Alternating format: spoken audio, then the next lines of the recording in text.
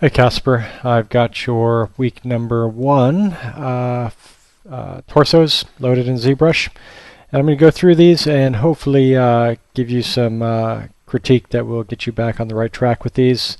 Um, Overall, I think my impression is that you focused on the anatomy at the sacrifice of the shape, right? Both on both figures. I won't say too much about the female figure because it's obviously too much to do both of them in 1 week. I'll say a couple words about it in a minute, but in general, I feel like more time needs to be spent on getting some of the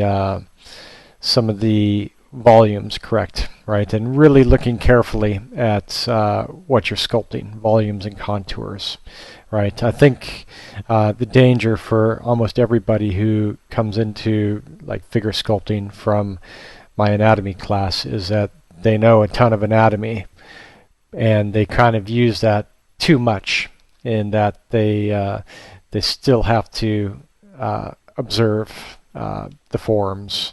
And when I'm talking about forms, I'm not talking about necessarily the form of the anatomy. I'm talking about the form of the figure as a whole, right? So uh, the main things that I'm seeing is just general kind of inaccuracies throughout the contours and things like that. Things that can be very easily fixed just by pulling the mesh around, right? So let me just kind of store a morph target.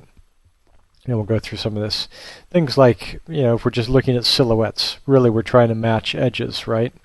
And get these things to fit together properly, right? So, like this is actually a fairly flat surface going down there.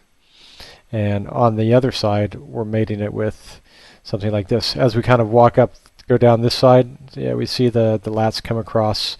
We have a little bit of that. We could probably use a little bit more, so we go in here and we put a little bit of the some of the lats going across. Okay, but more importantly than jumping in at those kind of details, when we're kind of walking along these silhouettes, looking over at this side, at the far side, we're walking along the external obliques, and that's fine. But then look where we get to.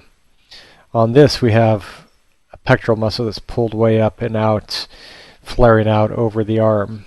On yours, we have a chest muscle that's bulging out, right? So in this side, we're looking into the armpits. On this side, we see this big wing, right? Kind of flapping out there. And so really, this is just a simple exercise in observation to get into this level of inspection, right? And so it's probably easier for me to say this than it is certainly to do it. But when I see that big thing sticking out, the first thing I would do is I would go in and I would trim it back until I go back to the same pose, roughly the same pose, and start to get a better impression of what I'm looking for, which is the far side of the armpit, right? Actually, the lats coming around back here, right? So it's, I think probably you feel the complexity of the task in front of us because this is it's quite a bit of work to resolve all these things in multiple views and get it to be entirely correct, right? Well, it doesn't even have to be entirely correct. It just has to be in the ballpark visually. So it's about kind of refining, progressively refining these things to the point where I'm even prepared to sacrifice like the details of the anatomy to get these things right, right? And this is something that's pretty important just to the block-in stage. And certainly anatomy still plays an important part in the block-in stage because you have to get the forms right, but you need to see volumes first. Okay, I'll just kind of do a quick outline for the abs going down. obliques coming across. These are more or less just a sheet of muscle. You can see right there. Okay, now for the arm, we're actually looking at an arm that's probably raised a little bit more than you have there. I know this is all Dynameshed now, so it's kind of hard to resolve this, but this guy's going to pop up and forward a little bit. And again, this guy is, if you look at this just observationally, right, really cross-checking. It's all about cross-checking. The same as drawing is about cross-checking your lines against each other. If you look at the axis of this arm, and specifically the top edge of like bicep into deltoid, this is coming back into his neck, right? Is kind of, as you follow this down, this is hitting into towards the pit of his neck. On yours, if we follow that down, it's not going in the right direction, right? So just look at that. So all this needs to be pulled up.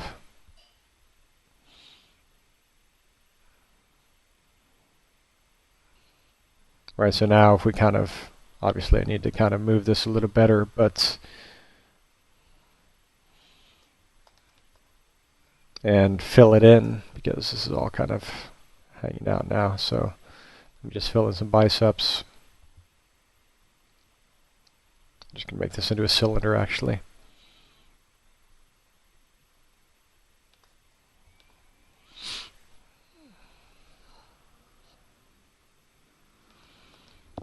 Okay, now it's in a little better place. Next thing we see is I kind of working down this in the same area, kind of ignoring all these details out here, is I'm seeing a big bulge out here and a little bulge in front, right? Anterior head of the deltoid and the medial head of the deltoid. And we know if we've done the clavicle, it's all pulled back like that. Acromion is going to be sitting out here. Anterior head's going to be filling in this outer scoop of the clavicle, the outer kind of quarter, and chest muscles are pulling straight across to their insertion, right? The arm, they're going all the way across out there.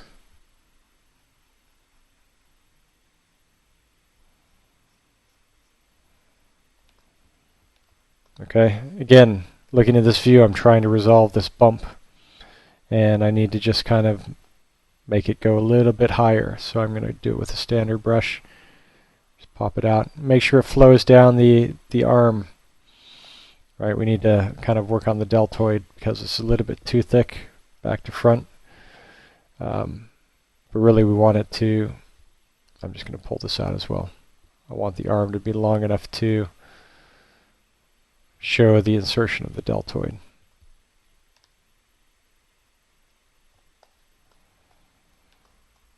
Okay, so let me just get back here. Front head of the deltoid is going on down out here.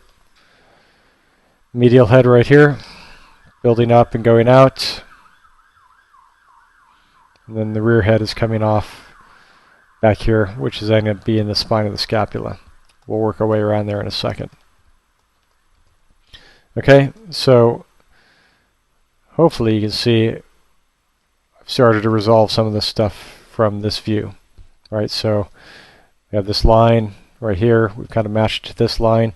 Should probably pull his hip out just so that it doesn't look funny, so that we can keep our contours.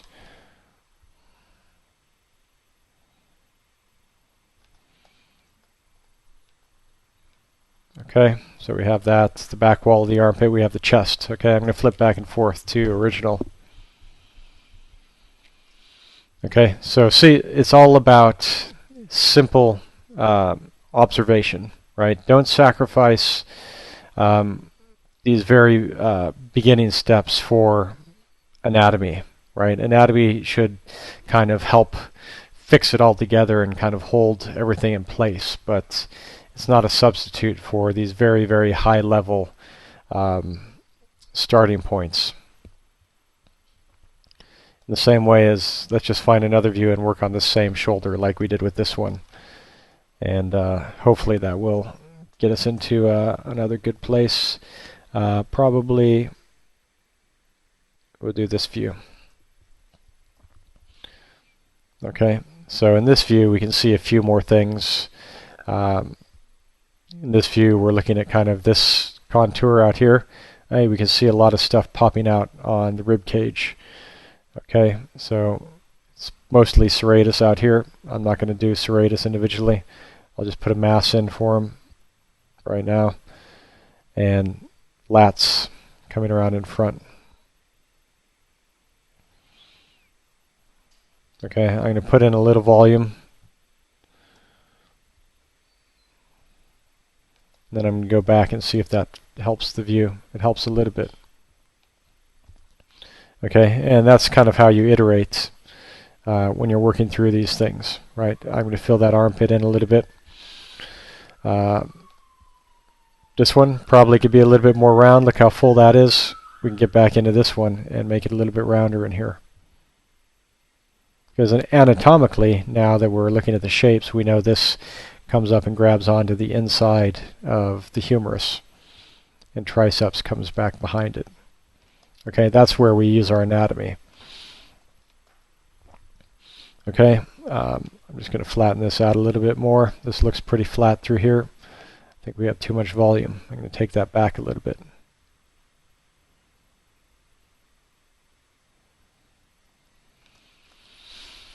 Okay, now the forearm is probably a bigger concern than any of these other details. Let's get this angle set up, right? So really, it's going to be a big move to rotate the arm up, and I'm just going to do it with the move brush and then fill it in. All right, so we're just trying to get angles to work. Okay, yikes, it's a lot of work to kind of fill that in, but again, I'm going to try to just make it a cylinder to start with,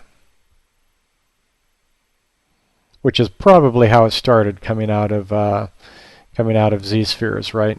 That would have started out as a cylinder, so at some point it kind of got mashed around. Okay, so a little bit closer, probably good enough. But what we need to do now is we need to really kind of revise how this stuff flows up. Look at the angle that this is taking. It's going almost straight up, right? This one is going out too much, right? So we're just going to kind of tuck this in.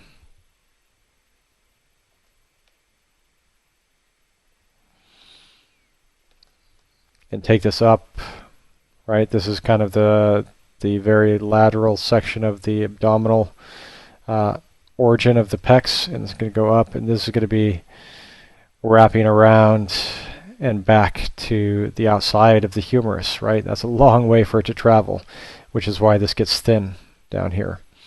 And then this kind of gets pulled across as well. All these things are going up and over right in here.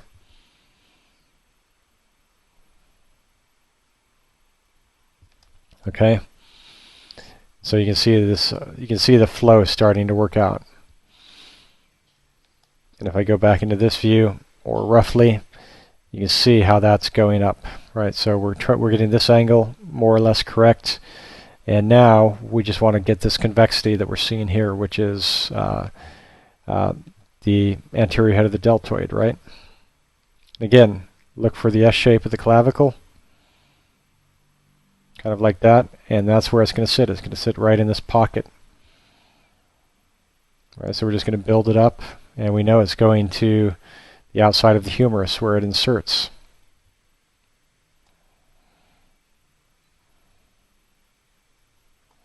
So we're going to build that up and pass that back. That's going way out here to a part of the humerus that we don't have. Okay, I've done it schematically. You saw me put the little teardrop shape in. Now I'm looking at it. It doesn't have enough pop, right? I'm back into this view. It's not convex enough, so I can do it with a move brush. Move along the normal might be useful in this instance to really get it to stick out. Then we'll go back and like, yeah, that's not bad actually. Just need a little more volume through here. And then I kind of know that this is going to require a big kind of loop around out here. As we look at this, it joins up with the medial head. It's going to be right in here. And again, the acromion is going to be sitting in here somewhere, which you've already indicated, so nice work. And then rear head is going to be coming off here, and off the acromion, we expect the spine of the scapula to go this way. Okay, so again, I'm just going to show a quick before-after. I think probably we need a little more elevation on this clavicle too,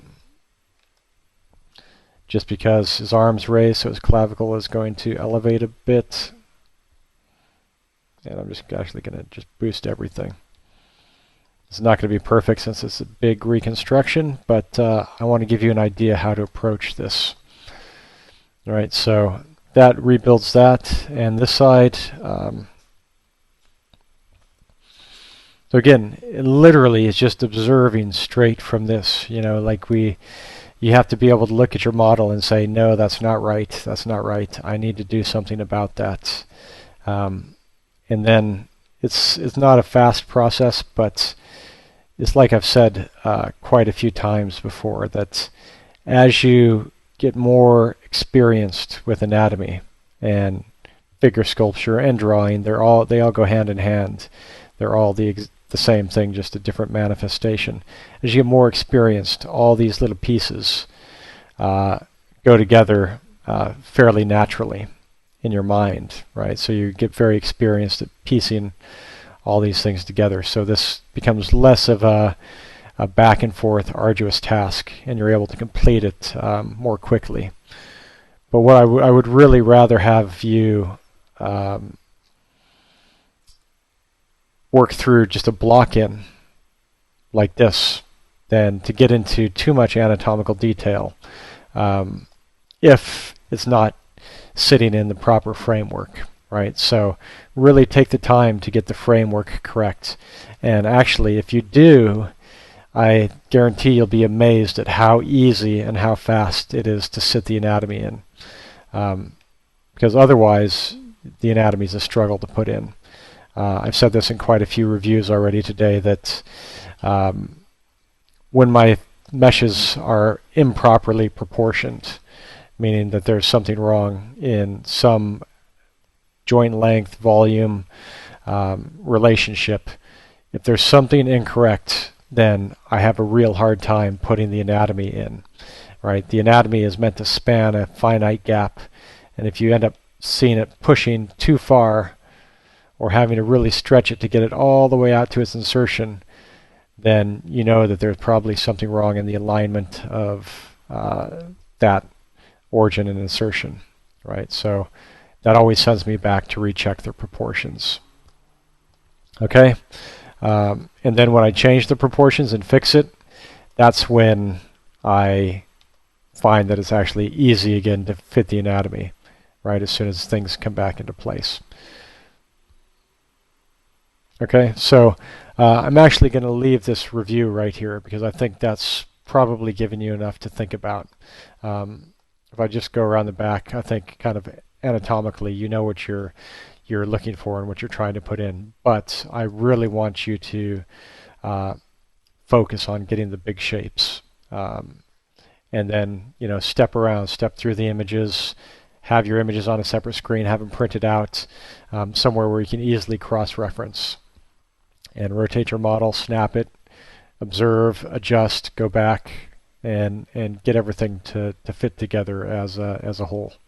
Okay, so again, a quick toggle from before and after, right? Sacrifice. Look at I've totally sacrificed all the detail through the serratus, all the detail in the obliques, any detail in the chest except for planes, for getting the volumes right, and it's stronger just for having the volumes right. Okay, so that's the lesson for today. okay, and apply it in the next week's work.